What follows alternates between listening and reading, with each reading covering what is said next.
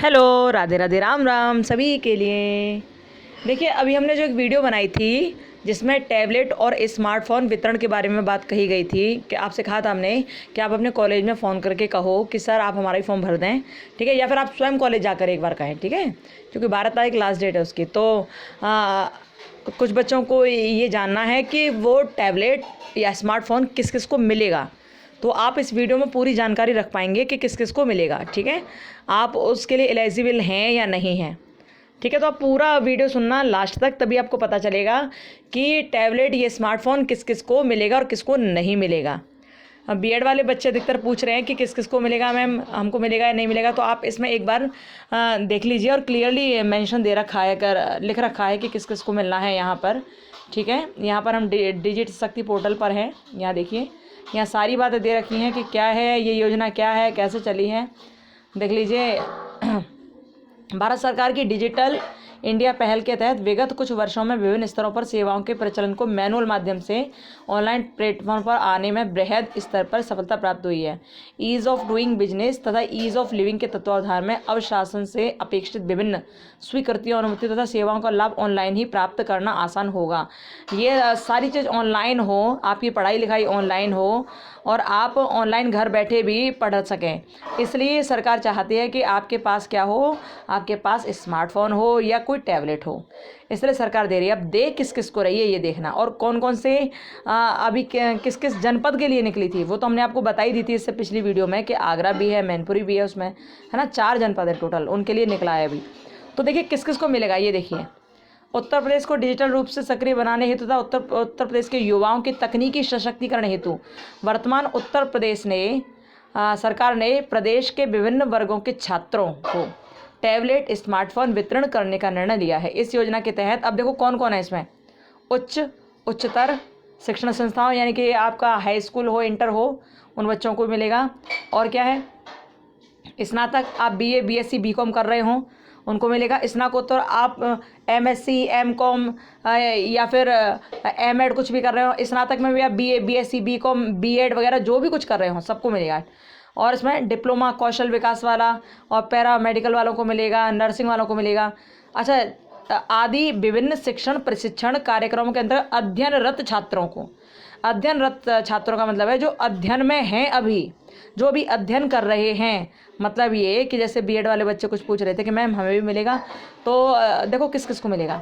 जैसे आपका फॉर्म 20-22 वाला सेशन है आपका बीएड का, ठीक है, आपका 20-22 वाला सेशन है बीएड का, तो भैया 2022 में, यानी कि अभी इस साल आपके पेपर तो हो ही गए, पेपर हो गए ना आपके, अब आपका रिजल्ट भी आ जाएगा, तो आपको मिलना थोड़ा सा मुश्किल है, ठीक है। जिनका रिजल्ट इसी साल आ जाएगा, इसी साल आपका पेपर भी हो गया, प्रैक्टिकल भी हो गया और रिजल्ट अब आपका आना बाकी है, और फिर अब आगे तो पता नहीं कि आप किसी कॉलेज में किसी क्लास में एडमिशन लोगे या नहीं लोगे।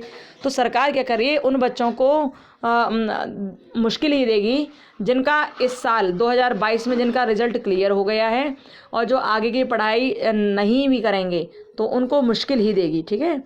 तो यानी कि इसके लिए आपको क्या करना है कि सबसे पहले अपने कॉलेज में बात करें कि सर हमारे पेपर हो गए तो क्या हम इसके लिए एलिजिबल नहीं है, सर हमारा भी भर दीजिए फॉर्म, क्योंकि ये सारी चीज़ें आपके कॉलेज वालों के ऊपर आधारित हैं कि कॉलेज वाले चाहेंगे ना तो आपको यहाँ से भी दिलवा देंगे। आपको 2022 के एग्ज़ाम पास करने के बाद भी वो लोग आपको टैबलेट या स्मार्टफोन दिलवा देंगे, ये ध्यान रखना है इस बात को, ठीक है। वो दिलवा सकते हैं यदि वो आपका नाम लिखकर भेज देंगे और सरकार को लगा कि आप एलिजिबल, तो वो आपको देंगे टैबलेट और स्मार्टफोन, तो अपने कॉलेज में कहना, ठीक है।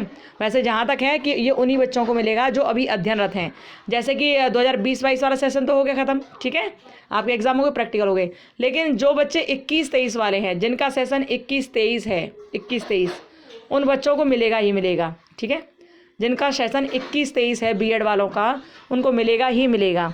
या आप किसी भी क्लास में पढ़ रहे हों, आप स्नातक में बीए बीएससी बीकॉम कर रहे हो, आप फर्स्ट ईयर में हो, सेकंड ईयर में हो, थर्ड ईयर के आपके पेपर हो गए और रिजल्ट आने वाला हो, तो ऐसे लोगों को कम मिलेगा। जिनका रिजल्ट आने वाला हो उनको कम मिलेगा, क्योंकि सरकार को लगता है कि अब ये पढ़ेंगे नहीं पढ़ेंगे उसका कोई कन्फर्मेशन तो है नहीं उनको, है ना।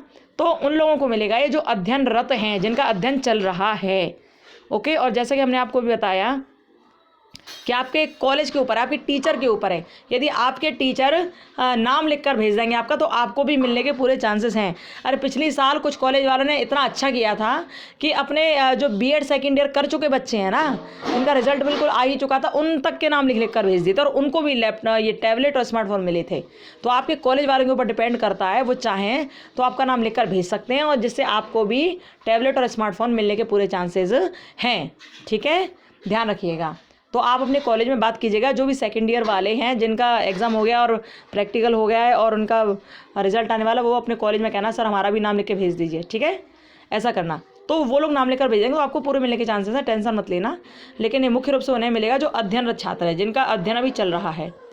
ओके, चलिए, आई थिंक आपकी कन्फ्यूज़न दूर हो गई होगी किसको मिलेगा और किसको नहीं मिलेगा उससे रिलेटेड, है ना।